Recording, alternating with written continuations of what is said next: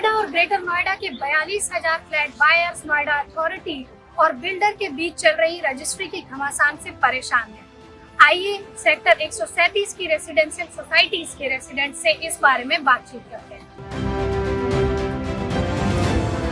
सबसे बड़ी समस्या है जो शायद मेरे ख्याल से हर नोएडा रेजिडेंट के लिए है, स्पेशली उन रेजिडेंट्स के लिए जो सोसाइटीज में फ्लैट खरीदते हैं, वो है बिल्डर को जो एनओसी चार्जेस दिए जाते हैं।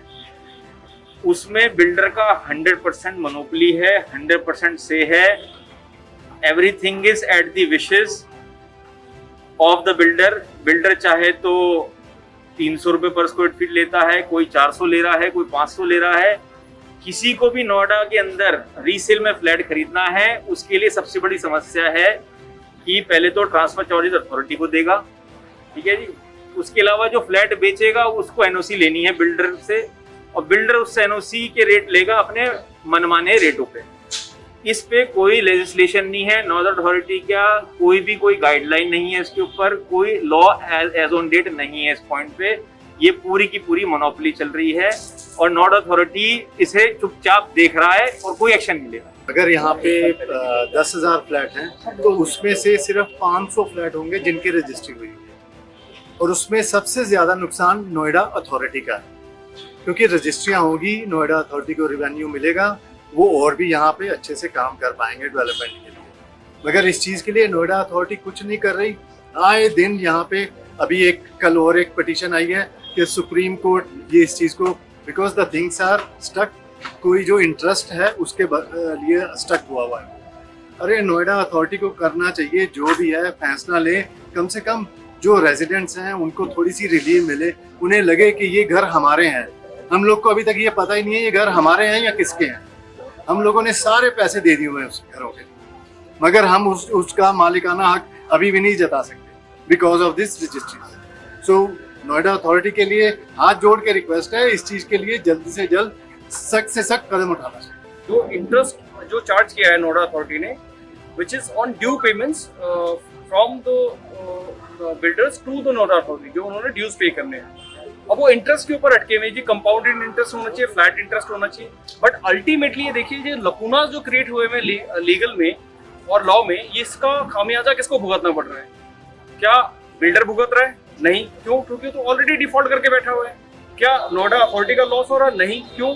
क्योंकि नोएडा अथॉरिटी को आज नहीं तो कल पैसे मिल ही जाएंगे। हो सकता है 8% ना मिले, 5% मिले, 3% मिले, और ना भी मिले, कोई परसेंट इंटरेस्ट ना मिले, तब भी पैसा तो मिल ही जाएगा उसको। क्यों नहीं दी रजिस्ट्री भैया? आपने ड्यूज बिल्डर ने ड्यूज क्लियर नहीं किए। किसका काम था बिल्डर से ड्यूज लेने का? नोएडा अथॉरिटी का। भुगत हम क्यों रहे हैं? मुझे ये नहीं समझ में आता कि मैं नोएडा अथॉरिटी को देखूं कि हाँ यार ये एक्चुअली में हमारे राइट्स को प्रोटेक्ट करने के लिए बैठे हुए हैं, या फिर मैं इस तरह से देखूं कि ये एक्चुअली में बिल्डर को बचाने के लिए बैठे हुए हैं। क्योंकि हमारी लड़ाई किससे है? बिल्डर से है या नोएडा अथॉरिटी से है? मुझे तो लग रहा है हमारी लड़ाई हमारे साथ ही है। हमारी लड़ाई और किसी के साथ नहीं, हम खुद ही से लड़ते रहते हैं, क्योंकि हम ये दोनों जो चीजें, जो बिल्डर है और नोएडा अथॉरिटी, एक ऐसी दीवार बन गई है जिसके ऊपर हम अपना सिर पीटते रहते हैं, लेकिन सुनवाई कहीं नहीं होती है। Builder will be forced to clear the dues, लेकिन उन्होंने सिंपली बस रजिस्ट्री ब्लॉक कर दी। सफर कौन हो रहा है? एक आम आदमी सफर हो रहा है। गलती उसकी नहीं, लेकिन सजा आम आदमी को मिल रही है। इसके प्रति कुछ ना कुछ एक आवाज उठनी चाहिए कि क्या प्रावधान होना चाहिए कि ड्यूज क्लियर नहीं हुए, तो उसके अगेंस्ट नोएडा अथॉरिटी को ऐसे प्रावधान करने चाहिए कि बिल्डर फोर्स हो कहीं ना कहीं तरीके से, ताकि ड्यूज क्लियर हो। उसे तो हाथ में अंदर के बैठ गया, सफर हम लोग हो रहे हैं, तो दिस इज वेरी अनजस्टिफाइड। और ये मल्टीपल सोसाइटीज की दीवारें गिरती हैं, उसका पीछे का कारण सिर्फ ये होता है कि अथॉरिटीज बाद में आती हैं रिएक्टिव अप्रोच में और अपने निर्माण कार्य करती हैं, जिसके अंदर आप देखोगे जैसे हमारा अभी एक्सोटिका के पीछे जो पार्क डेवलप बाद में किया गया, उसकी वजह से एक्सोटिका की दीवार गिर गई। सिमिलरली सेम केस पारस सोसाइटी के साथ में भी हुआ है, वहाँ पर भी उन्होंने डेवलपमेंट किया, उस दौरान पारस की सोसाइटी की भी दीवार गिर गई।